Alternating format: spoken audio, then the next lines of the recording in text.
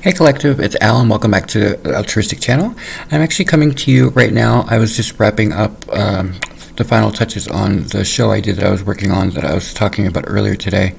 But as I was listening to the helicopters circling around the Los Angeles area regarding the protests and the civil disobedience that is actively going on, rightfully so, of course, considering what had happened. And I decided that I'd take a moment to address it in a way that's very diplomatic, but very much about the people. And what I was thinking about was a piece that Erich Fromm had done where he had spoken about obedience. And the thesis was a very interesting argument, which was that since the dawn of time, we seem to have always been working against the grain in the illustration of the Adam and Eve story, where they were thrown out of what they've said is utopia, and they were sent into a world of sin because they wanted to be free of whatever they were feeling restrained from.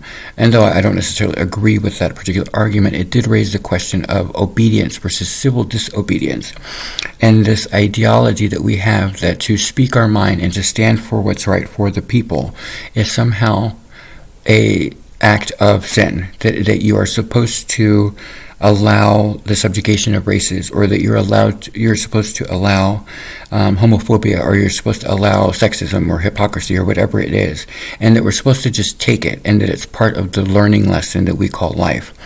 And I just was thinking about Erich Fromm's point, and I realized something today when I was kind of just observing things and kind of meditating on the energies, because as you can imagine, the energies right now are rightfully in a very, very flammable state. And what I was thinking about was one of the things that I don't tolerate is I don't tolerate bullies, and I don't tolerate lies, hypocrisy, or manipulation. And one of the things I remember from when I was marching with the Black Lives Matter movement, all those days that we were really, really going, was that there was a sense of peaceful protest, and we were all about making sure that we didn't act out and that we didn't add gasoline to the fire. And so as we would walk, if anybody tried to do anything that would be that would create vandalism, we would immediately stop them. And so it started me thinking to the corruption and the hypocrisy going on right now with the manipulations in general. And I realized that one of the things I don't like is when corruptive influences like governments and so forth infiltrate a crowd to create havoc in order to then have the right to martial law everybody and to shut it down before. And they claim it's preventative medicine, if you will, that they're trying to stop any instigation of violence. And then I just realized something, that it's just oppression, isn't it?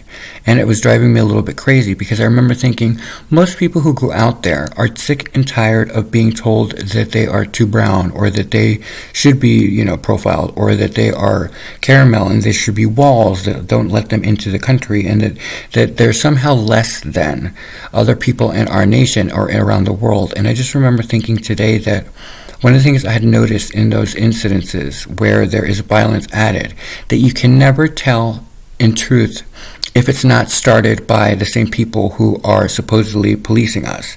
And that makes it very uncomfortable. And so as I was sitting here and getting ready to go to bed, since it's almost 3 a.m., I decided to actually post something about it, because it just is one of those things that speaks to us needing true leadership that isn't stuck in the fear of what's going on around the situation and still able to focus on the truth of what's at hand. We, the people, need to be heard, and we, the people, need to be valued, and we need to be represented in a way that doesn't make us always look like the bad guy. There's two sentiments that I see very consistent throughout our species, which is this. One side says that they're just going to, and it's always that phraseology, they're just going to, as opposed to our brothers and sisters are defending their rights. It's always their, other people, are going to just cause havoc, and they're just going to loot and riot and so forth. And I remember that being very true for the Rodney King verdict. But what I found interesting is that all of the peaceful protests that we've been having, we still get the same response.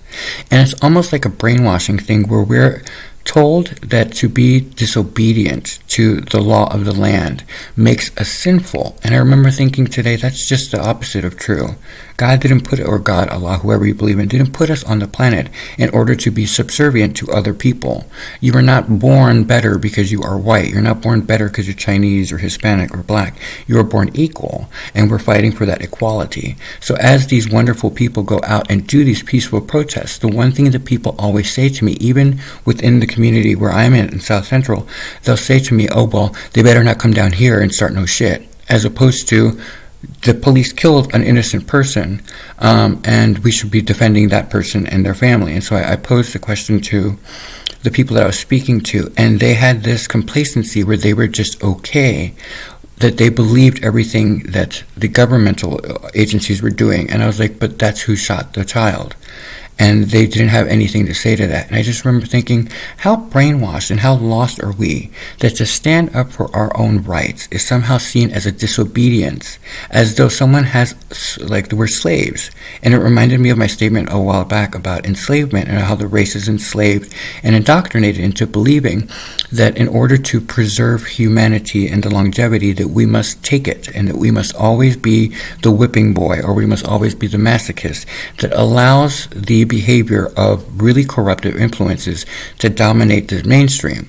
Why do we allow police officers to kill unarmed children or people in general? That's not something that we allow, but it does seem to be something that distracts in certain particular points. If we look back through the history of this whole thing that's been going on, it's almost been acting like a propellant, like as if someone is trying to get us to engage in a negative way, to lash out so that they can do martial law, to smack it down.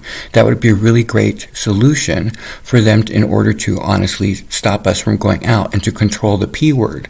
And I was just thinking, well, why don't you practice transparency and the people will trust you? Why don't you stop shooting innocent people and people will trust you? Why don't you stop trying to ignite fires and rage from people who are lost and are unable to find anybody to represent them? Everyone is so afraid right now that no one is standing up for them other than the people out on the street. And even the people around them are indoctrinated to believe that they're going to start shit, as opposed to they're fighting for their rights. We, the people, no longer exist in the government, I don't see. We, the people, don't exist in entertainment. We, the people, don't exist at all. It's kind of like what they did with the middle class, where it's been almost annihilated.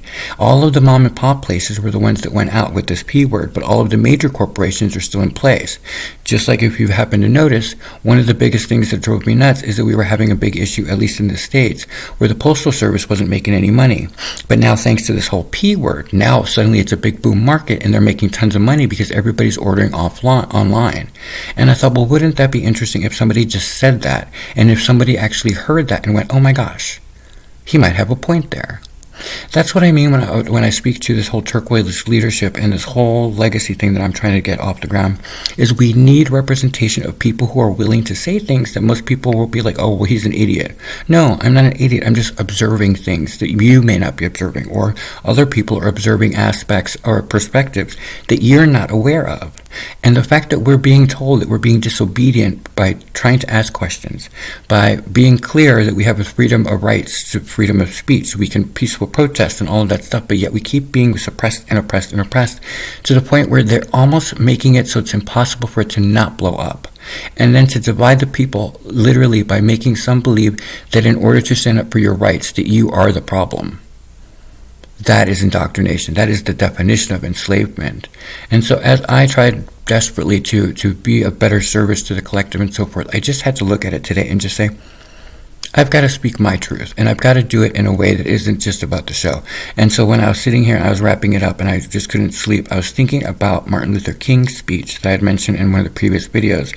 And I remember what it must have taken him to stand up there and fight. And I wonder how many people said racist slurs or called him disobedient and tried all these things, and eventually he got killed. And I just remember thinking, is that what it's going to cost us again? Are we going to repeat the same cycle again, where we're going to end up in enslavement? Next, we're going to tell people that if you have haven't gotten vaccinated, you can't drink at our fountain? That's what's next? That's what I see happening in the future. We're already trying to mandate in college campuses, even though there are people who have clots. We're now mandating and trying to make it so that you can't go to work unless you have it. And I'm just thinking, but then your children can't have it because we already have problems with adults. You can't. So we're making it so oppressive and so unbelievably unfair that there's no way to not blow this up. And I've mentioned it before, we are in the trials and tribulations phase. It's almost as if they're trying to get us to act out. So as a leader, here's what I would say. Don't let them goat you. Don't let them make you act out, because what they're trying to do, from my perspective, at least on the ground level, is they're trying to ensure that anyone who does act out is taken off the streets so they can make everybody docile and controllable. And that really, really, really, really enslave the race. And I'm not about bullies. And so though I can sit here and ass kiss and do all this stuff, my truth is the truth of what I see. And what I see isn't blocked by lies or fear. It's the truth of what's playing out. Humanity has to course correct. There's an enslavement factor here where we're actually being told that to stand up for our rights somehow is a disobedient act, as though we're children that cannot operate in our own world. And I think that's outrageous. So as I close this off, I just wanted you guys to really think about stepping up. If you have any type of power or clout, this is the time where you use it for the betterment of humanity. We are in danger here. This is ridiculous. You cannot shoot innocent people and get away with it. And the fact that it happened at a time when they're trying to get this whole thing about sequestering and shutting everything down because it's spreading, but they won't give us the facts and won't be transparent about it, just makes me think of corruption and hypocrisy, and I don't do that. And I don't think many of you do. So if you happen upon this and you happen to be someone with power and you happen to be someone that actually wants to lead the people in this new era of Aquarian, then I would suggest that we really start working together and start really doing something for humanity. Whether you are black or Hispanic or a minority of any shade or color, this has to stop. This is why the people are so distrustful of government and why they're so distrustful of our leadership as it is. That's why we need new people in place. And so in order to close this out in the right sentiment, in the right tone, I thought I would play to you something that I keep on my recorder every time that I get disillusioned or I get lost in the fear tactics and the fear mongering and all of the news reports that just keep perpetuating the same thing because of ratings, and people are so afraid that they're like, just someone someday is going to stand up for us, and it's going to be me and someone else, and we're just going to get it done, and all of you are going to be involved. But until that, we, the people, need to remember what Martin Luther King said. If I can get it to play, give me 1 second. I'm having issues with my phone as always, but I'm not going to do it. There we go. In Martin Luther King's speech, the I Have a Dream speech, he says, "I have a dream today. I have a dream that one day every valley shall be engulfed, every hill shall be exalted, and every mountain shall be made low. The rough places will be made plains, and the crooked places will be made straight, and the glory of the Lord shall be revealed, and all flesh shall see it together."